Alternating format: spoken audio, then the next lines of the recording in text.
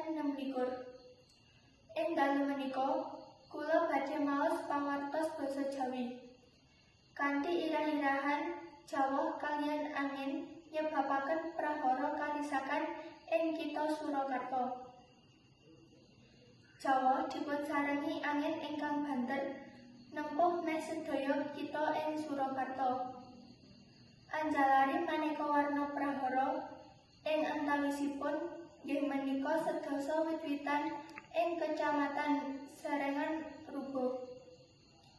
Dinten Rebo 23 Oktober 2021 pangarsa posko lapangan ing Balai Dusun Pawar, Kecamatan Serengan, Mayor Infantri Yusuf Pratama nyariosaken menawi dampak saking jawah kaliyan angin kasebat nggih menika sedasa wit rubuh, gangsal griya risak, sekawan titik jaringan PLN risak, ugi fasilitas umum ingkang awujud gedung sekolah kambruan wit griya ingkang risak nggih menika ing Kecamatan Serengan.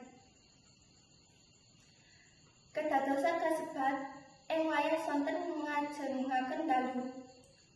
Mila upaya ingkang saged piyambakipun tindakaken nggih menika nindakaken pendataan lapangan salajengipun ngaturi pirsa BPBD Surakarta ugi Muspika Kecamatan lajeng dipunwontenaken rapat ingkang ngasilaken keputusan bilih badhe ndugekaken relawan dhateng lapangan utawi panggenan ingkang nampi prahara.